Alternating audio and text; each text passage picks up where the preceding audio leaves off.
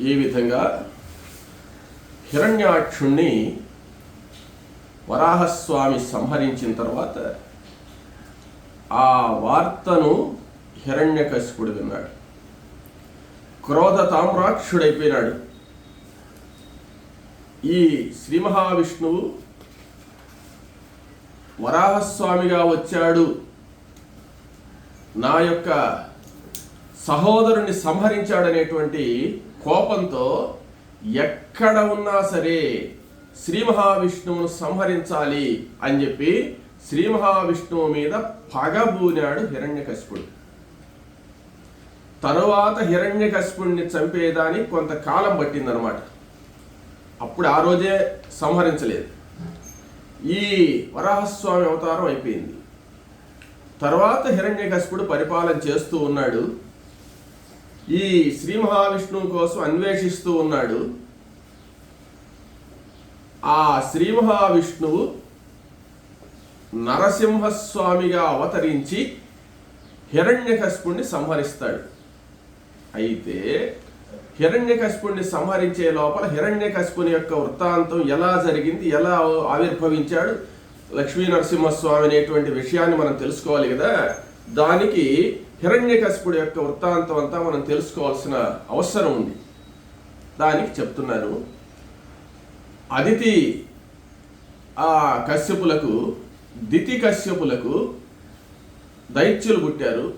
అదితి కశ్యపులకు దేవతలు పుట్టారు. ఈ దితి కశ్యపుల యొక్క బిడ్డలైనటువంటి వాళ్లే ఈ హిరణ్యాక్ష హిరణ్యకశిపులు అని చెప్పుకున్నాం. ఈ హిరణ్యాక్షుడి విషయం చెప్పుకుందాం ఇప్పుడు. హిరణ్య అక్షుడిది అయిపోయింది, హిరణ్యకశిపుడి విషయం చెప్పుకుంటున్నాం. హిరణ్యకశిపుడు పుట్టగానే ఆయనకు హిరణ్యకశిపుడు అని పేరు పెట్టారు. హిరణ్యాక్షుడు అంటే చెప్పుకున్నాం, బంగారు వంటి కన్నులు కలిగిన వాడు అని. ఇక్కడ హిరణ్యకశిపుడు అంటే ఏమిటి అంటే, హిరణ్యం అంటే బంగారం, కశిపువు అంటే పాన్పు అని అర్థం, వస్త్రము అని అర్థం, అన్నము అని అర్థం. 3 అర్థాలు ఉన్నాయి. ఈ కశ్యప ప్రజాపతి వేద పండితుడు కాబట్టి, ఆయన మహానుభావుడు కాబట్టి ఆలోచించే ఆ నామధేయం చేశాడు. ఏమనంటే భోగము లేని కల్మి అంటారు. ఎంత సంపద ఉన్నా దాన్ని అనుభవించకపోతే వ్యర్థం అన్నమాట. భోగ భాగ్యములు అంటారు. భాగ్యం అంటే సంపద, భోగం అంటే అనుభవించడం. ఇక్కడ నా బిడ్డ భోగభాగ్యాలతో కూడి ఉండాలి అనుకున్నాడు ఆయన. భాగ్యం అంటే హిరణ్యం, హిరణ్యం అంటే బంగారు. బంగారాన్ని ఎందుకు పెట్టారంటే బంగారు ఎక్కడైనా చెల్లుబాటు అవుతుంది. దక్షిణా భాగంలో కూడా బంగారాన్ని ఇవ్వమంటాడు. అంటే బంగారం ఎన్ని సంవత్సరాలన్నా, ఎన్ని యుగాలు మారినా బంగారం మారదు. అదే మనకు ఈ కొరవ కాయిన్స్ కానీ ఇవన్నీ కూడా మారిపోతుంటాయి. ఎట్లా మారిపోతాయి? ఇప్పుడు 2000 రూపాయలకి అవుతుంది, కొన్ని రోజులు అయిన పాటు అది పనికిరాదు, దాన్ని ఎత్తి పెట్టుకుంటే అది మారదని చెప్తారు. అదేవిధంగా ఇవన్నీ కూడా ఈ కరెన్సీ అంతా మా వృథా అని చెప్పి బంగారం కానీ అయితే ఎప్పుడు కూడా మారుతుంది, ఎక్కడైనా చెల్లుబాటు అవుతుంది, ఏ లోకంలో అయినా అదే బంగారం, మార్పు ఉండదు. కాబట్టి హిరణ్యం కావాలి నా బిడ్డకు, హిరణ్యవంతుడు కావాలి అంటే బంగారం అంటే సంపద, భాగ్యం ఉండాలి. బంగారం ఉండిందనుకో అన్నీ కొనుక్కోవచ్చు, అన్నీ వస్తాయి దానివల్ల. భోగం కావాలనుకున్నాడు. భోగం అంటే ఏంటంటే సుఖంచమే శయనంచమే. వేదంలో రుద్రాధ్యాయం పారాయణం చేసిన తర్వాత చమకము అని ఉంది. ఆ చమకంలో అన్ని కోరికలే, మనకు కావలసినటువంటి కోరికలన్నీ దాంట్లో ఉంటాయి.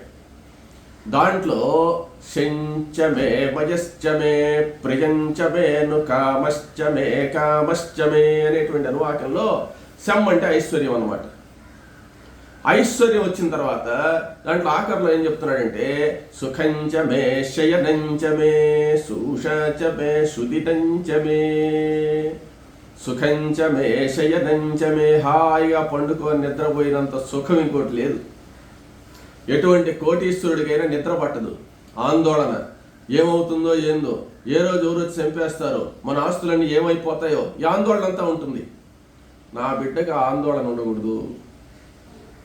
అన్నిటిలోకి ఉత్తమమైనటువంటి సంపద అయినటువంటి బంగారు ఉండాలా, కసిపుడై ఉండాలా. కసిపుడు అంటే ఏంటంటే అన్ని భోగాలు అనుభవించాలి. భోగాలన్నిటికీ ఆనందపరిచేది పాన్పు, మంచం మీద పండుకుంటే హాయిగా నిద్ర పట్టాలి. నిద్ర పట్టాలంటే నిద్ర పట్టకపోతే దానివల్ల కూడా సుఖం ఉండదు అనమాట. కాబట్టి నిద్రాసుఖాన్ని, అన్ని విధాలైనటువంటి విలాసాలను కూడా ఇచ్చేటువంటిది పాన్పు. కాబట్టి ఆ పాన్పు చాలా సుఖాన్ని ఇస్తుందనే విషయం వేదంలో కూడా ఉంది. కాబట్టి ఆయన కసిపుడు అని పేరు పెట్టారు. హిరణ్యం అంటే బంగారము, కసిపు అంటే పాన్పు. హిరణ్యం అంటే సంపద ఉండాల, భాగ్యం. అది భోగం అంటే ఇక్కడ అనుభవించడం, హాయిగా సుఖాలు అనుభవించడం. అయితే అన్నము వస్త్రాలు కూడా చెప్పాడు కదా. అంటే అన్నము ఆరోగ్యంగా మనం తిని ఉన్నప్పుడే పాన్పు మీద సుఖంగా నిద్రపోగలుగుతాం.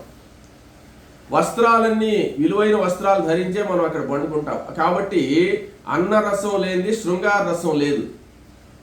కాబట్టి పాన్పుని ఎందుకు చెప్పాడు ప్రధానంగా అంటే, ఈ పాన్పు మీదకి వస్తున్నాడు అంటే ఆరోగ్యంగా ఉండి అన్నీ ఉంటేనే ఇక్కడికి రాగలడు అన్నమాట, లేకపోతే రాలేడు కదా. కాబట్టి సంపద, భాగ్యము, భోగము రెండు ఉండాలా. హిరణ్యము, కసిపువు రెండు ఉండాలని చెప్పి హిరణ్య కసిపుడు అని చెప్పాడు. మనకు సులభంగా అర్థం అవ్వాలంటే భాగ్యవంతుడు, భోగవంతుడు అయి ఉండేవాడు హిరణ్య కసిపుడు అని అర్థం అన్నమాట. భాగ్యము భోగము రెండు ఉండేవాడు. హిరణ్య కసిపుడు అని నామధేయం చేశాడు. ఇప్పుడు మనం ఎన్నెన్నో కొత్త కొత్త పేర్లు పెట్టుకుంటున్నాం. వాటికి అర్థాలు చెప్పాలంటే పెట్టినోడికి కష్టంగా ఉందన్నమాట చెప్పడం. కానీ ఆయన అర్థవంతంగానే పేరు పెట్టాడు. సరే, దినదిన ప్రవర్ధమానమై ఈ హిరణ్యాక్ష హిరణ్య కసిపులు ఇద్దరు కూడా పెరిగారు. హిరణ్య అక్షుడి యొక్క వృత్తాంతం అంతా మనం చెప్పేసుకున్నాము. ఇక హిరణ్య కసిపుడు వృత్తాంతానికి వస్తాం. హిరణ్య కసిపుడు పెద్ద అయిన తర్వాత వివాహం చేసుకున్నాడు. వివాహం చేసుకున్న తర్వాత లీలావతి అని ఆమెను పెళ్లి చేసుకున్నాడు. లీలావతి అని ఆమెను పెళ్లి చేసుకుని కశ్యప ప్రజాపతి యొక్క అనుగ్రహం వల్ల అన్ని ఐశ్వర్యాలు ఉన్నాయి కాబట్టి అన్ని భోగభాగ్యాలు అనుభవిస్తున్నాడు. ఆయన అనుభవిస్తూ ఇక్కడ రాక్షసులకు ఉండేటువంటి గొప్ప విశేషం ఏంటంటే, ముందు ఏదైనా పదవి కావాలంటే దానికి తగిన తపస్సు చేస్తారన్నమాట. దాన్ని తపస్సు చేసి దేవతలను మెప్పించి వరాలు పొంది అప్పుడు వాళ్ళు దుర్మార్గాలు చేస్తారు. ముందుగా దానికి తగినట్టు ఏర్పాటు చేసుకుంటారన్నమాట. కాబట్టి ఈ లీలావతిని వివాహం చేసుకున్నాడు. కొంతకాలం జరిగింది, ఆమె గర్భవతి అయింది. గర్భవతి అయిన పాట లీలావతితో ఏం చెప్పాడంటే, లీలావతి, మన బిడ్డ పుట్టే లోపల మళ్ళీ నేను తపస్సు చేసేసి వస్తాను. ఏమంటే నేను అన్ని లోకాల్లో అన్ని ఆధిపత్యాలు సంపాదించాలా, మృత్యువును జయించాలి నేను. కాబట్టి బ్రహ్మను గురించి తపస్సు చేసుకొని తర్వాత వస్తాను, రాజ్యాన్ని జాగ్రత్తగా చూసుకుంటుండని చెప్పి మంత్రులకు ఒప్పచెప్పేసి ఈయన వెళ్ళిపోయినాడు, తపస్సుకు పోయినాడు.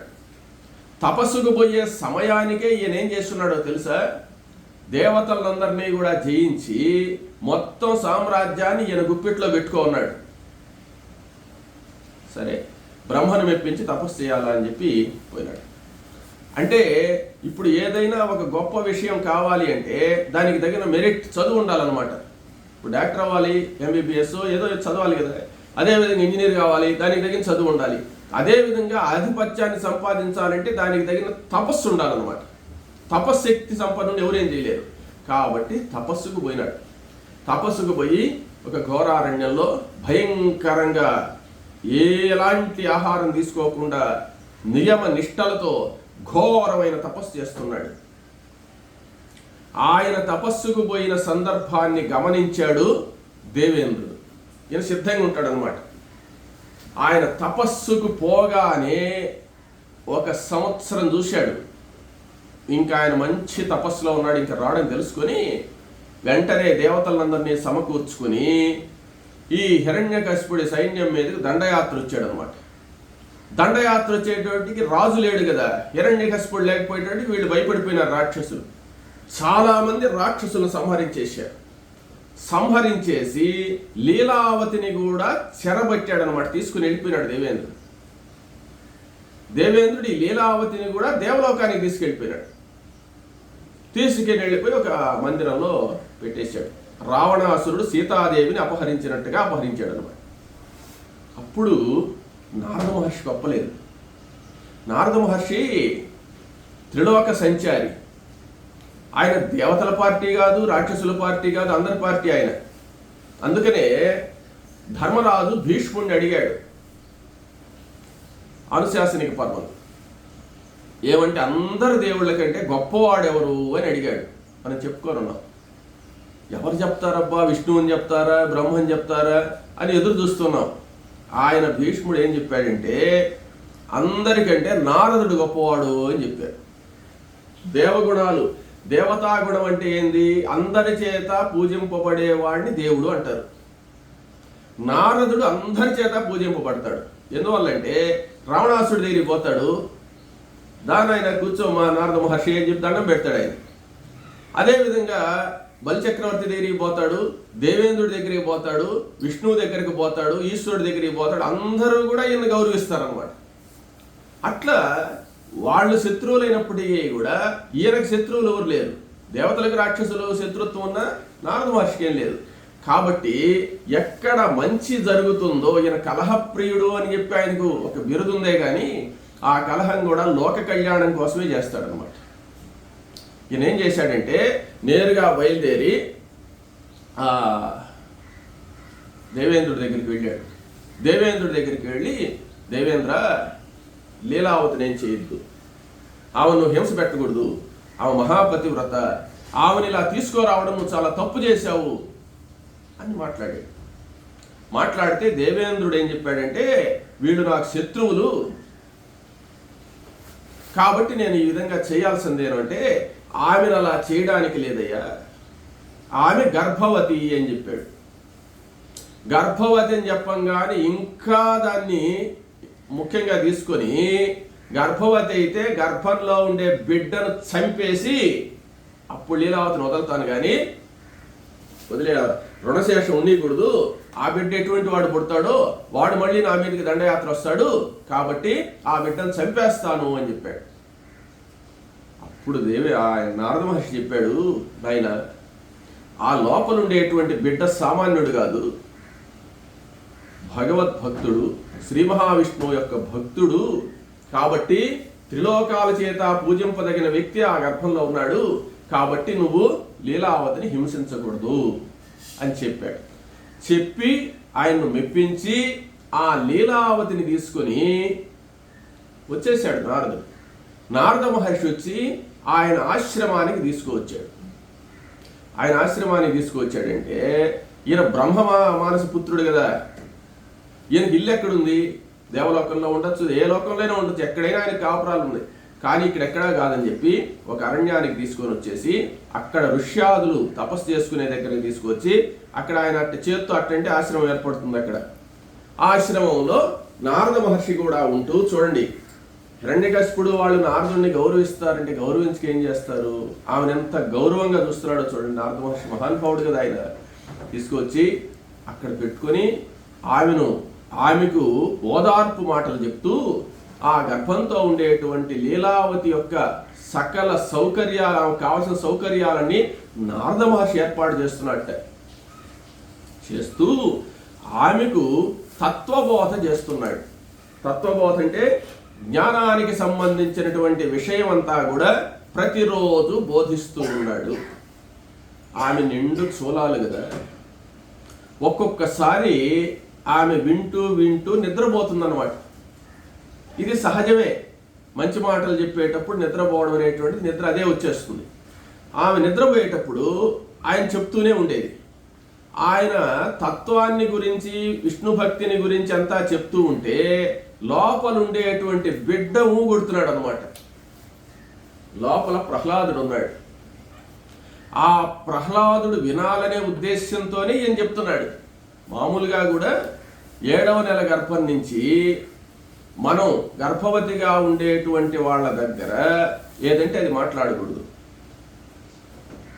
మంచి విషయాలే చెప్తూ ఉండాలి, మంచి మాటలే వాళ్ళ చేత వినిపిస్తూ ఉండాలి. అవి లోపలుండే బిడ్డ వింటూ ఉంటాడు అని ధర్మశాస్త్రం. ఎందువల్లంటే ఆ 7వ నెల నుంచి వాళ్ళు మరలా పుట్టే లోపల పూర్వజన్మ జ్ఞానం ఉంటుంది వాళ్ళకి, లోపలుండే బిడ్డలకు. వాళ్ళు పూర్వజన్మలో ఎవరైంది అన్నీ తెలుసు అన్నమాట వాళ్ళకి. కనిన తర్వాత కనంగానే మళ్ళీ మర్చిపోతారు, భూస్పర్శ తగలంగానే గతాన్ని మర్చిపోతారు అన్నమాట. ఆ పూర్వజన్మ జ్ఞానం అనేటువంటిది వాళ్ళలో ఉంటుంది కాబట్టి అప్పుడు మనం ఏదైనా వేద మంత్రాలు చెప్పినా, పురాణాలు చెప్పినా, ఏం చెప్పినా వాళ్ళు వింటారనమాట. కాబట్టి ఆ తత్వబోధంతా కూడా ఆ గర్భంలో ఉండేటువంటి శిశువు వినాలనే ఉద్దేశంతోనే నారద మహర్షి మొత్తం వేదాంత విషయం అంతా కూడా చెప్పేశాడు. హాయిగా విన్నాడు ప్రహ్లాదుడు.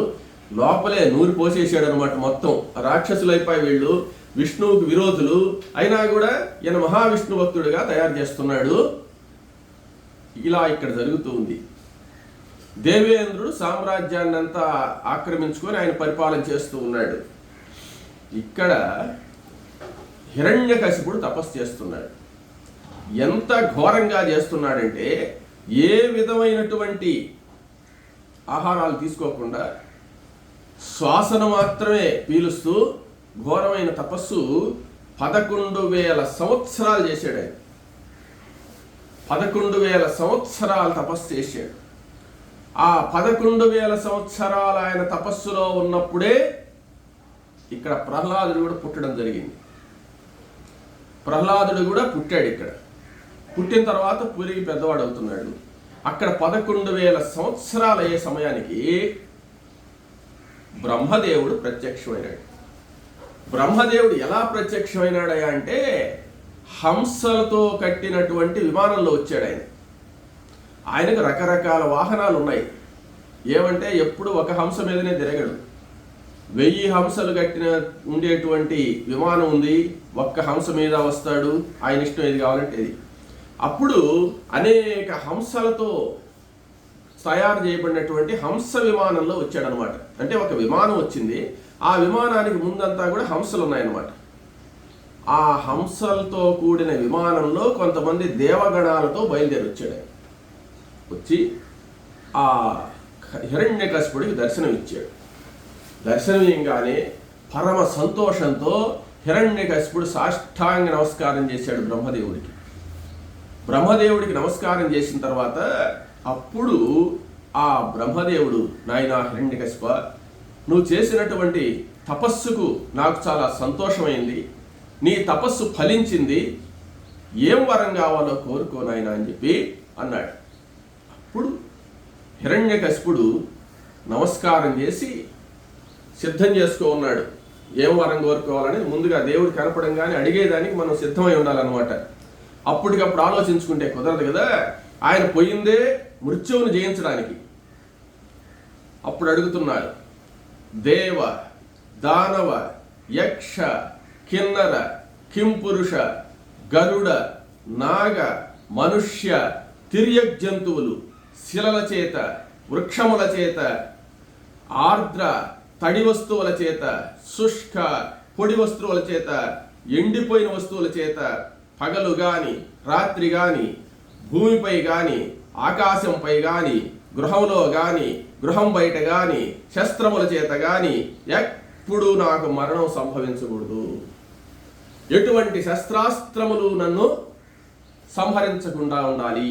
తరువాత అష్టదిక్పాలకుల, నవగ్రహాల, నక్షత్రముల, మండలాల మీదంతా కూడా నాకు పదవి, ఆ పదవులన్నీ నా స్వాధీనం అయిపోవాలి. ఋషుల శాపాలు నన్ను ఏం చేయకూడదు. ఋషులు ఎంత ఘోరమైన శాపం పెట్టినా నా మీద అవి పనిచేయకూడదు, ఫలించకూడదు.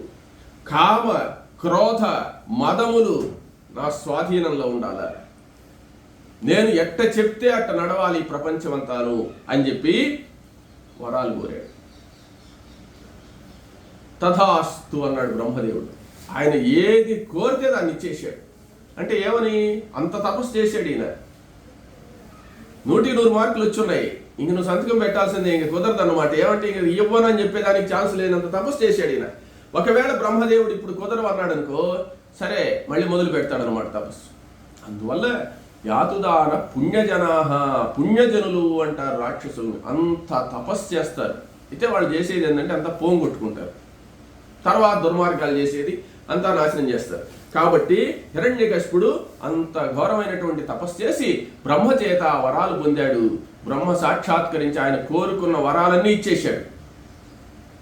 సరే నమస్కారం చేశాడు, ఆయన ఆశీర్వదించి అదృశ్యమైపోయినాడు బ్రహ్మ. ఇంకా తపస్సుతో పనే ఉంది, బయలుదేరాడు అనమాట. ఇంకా అక్కడి నుంచి బయలుదేరి నేరుగా ఇంటికి వచ్చేసాడు హిరణ్యకశిపుడు. హిరణ్యకశిపుడు వచ్చేటోటికి లీలావతి వాళ్ళు ఎక్కడున్నారు? లీలావతి వాళ్ళు నారదాశ్రమంలో ఉన్నారు. నారదాశ్రమానికి ఎందుకు పోయింది? అక్కడ మీకు ప్రహ్లాదుడు కూడా బిడ్డ పుట్టున్నాడంటే నేరుగా నారద మహర్షి ఆశ్రమానికి పోయినాడు.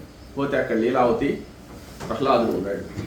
ఆ ప్రహ్లాదుడిని లీలావతిని తీసుకుని నారద మహర్షి ఇన్ని రోజులు నా భార్యను కాపాడాడు అనేటువంటి సంతోషంతో ఆయనకు కృతజ్ఞతలు చెప్పి ఆయనకు నమస్కారం చేసి ఆయన్ను అర్ఘ్యపాద్యాది విధులు అన్ని విధాలా పూజించి ఆ హిరణ్యకశిపుడు అసలు లీలావతి ఇక్కడ ఉండేదానికి కారణం ఏంది అని అడిగాడు.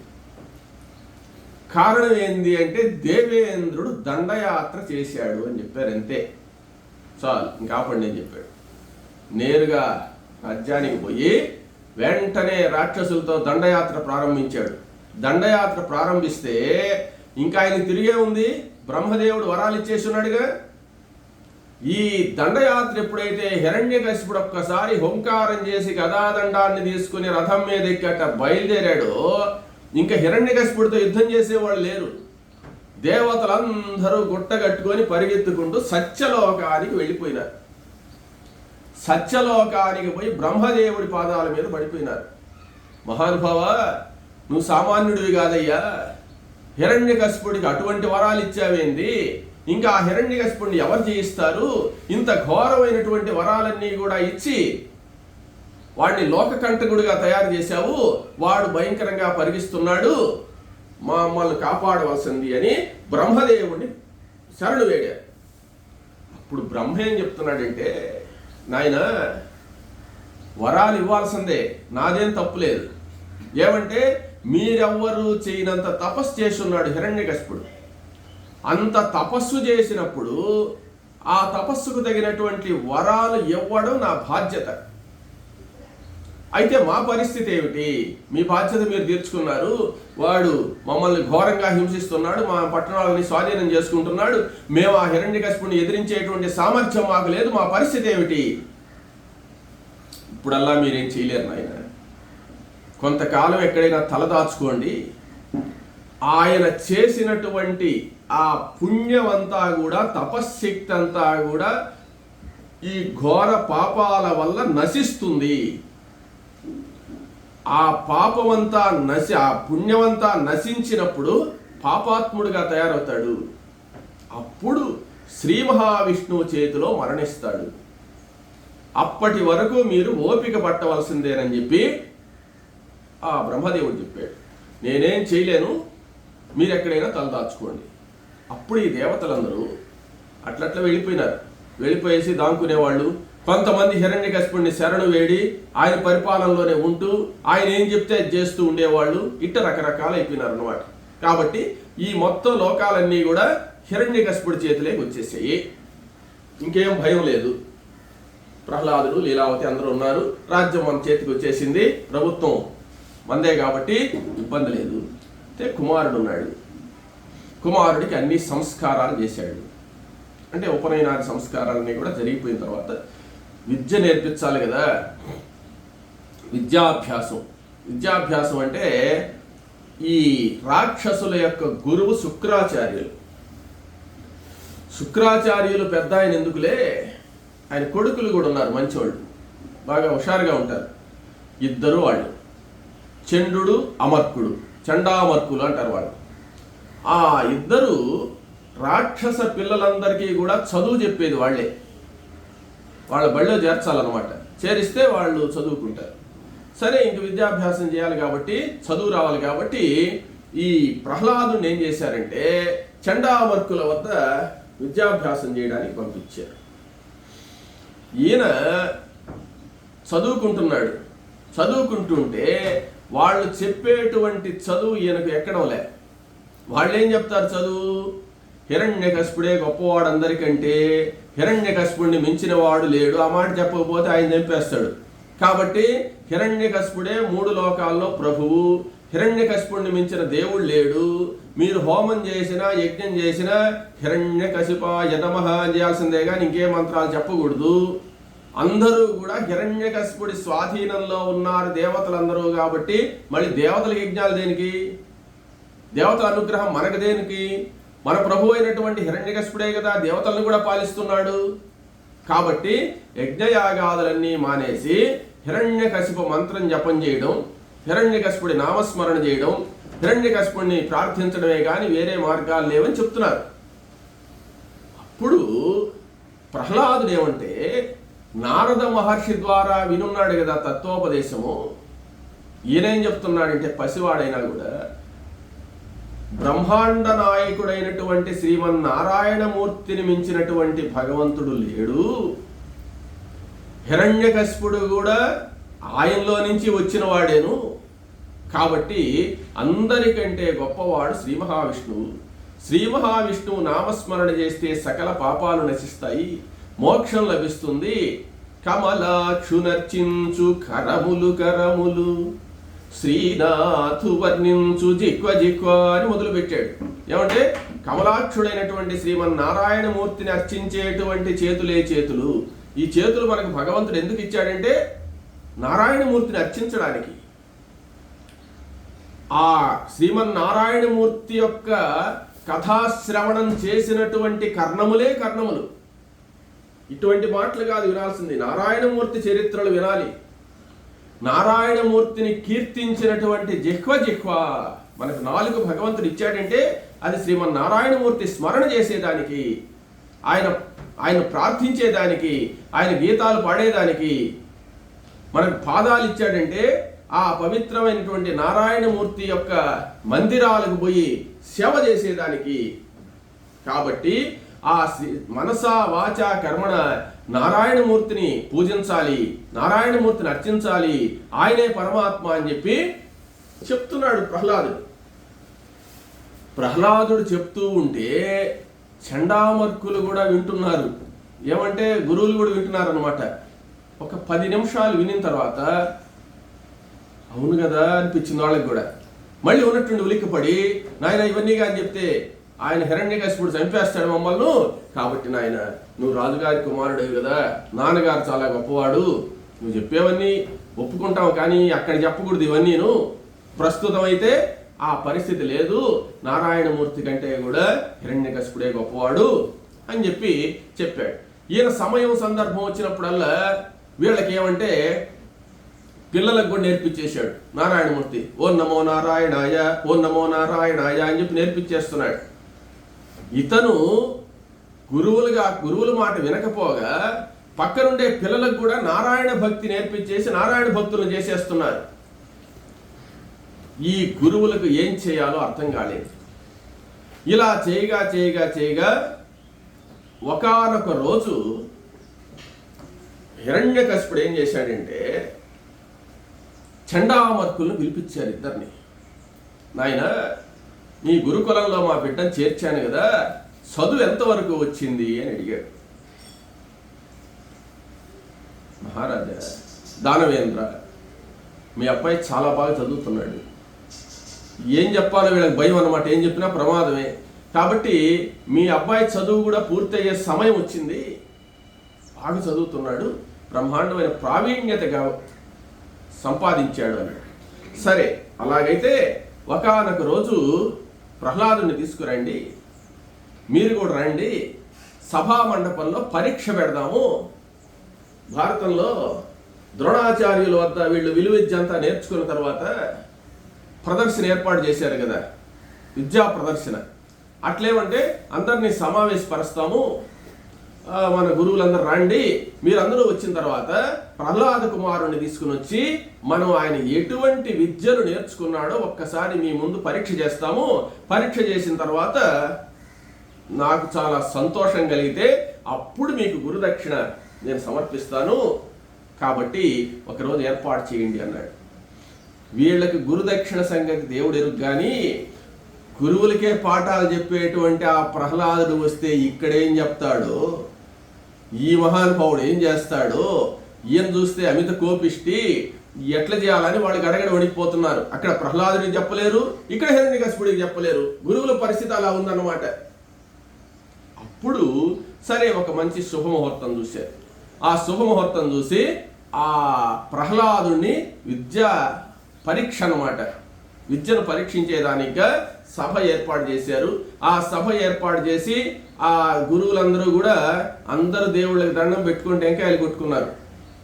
ఏమంటే వాళ్ళు హిరణ్యకశిపుడి కంటే గొప్ప దేవత శ్రీ మహావిష్ణువు అనే విషయం వాళ్ళకి కూడా తెలుసు, కానీ ఈయన రాజ్యంలో అవన్నీ మాట్లాడేదానికి లేదు. వాళ్ళు మనసులో దండం పెట్టుకొని ప్రహ్లాదుని తీసుకొని పిల్లల్ని కూడా కొంతమంది తీసుకొని విద్యార్థులు ఇంకా కరువు ఉండేటువంటి వాళ్ళందరూ తీసుకొని హిరణ్యకశిపుడి యొక్క సభలోకి వచ్చారు.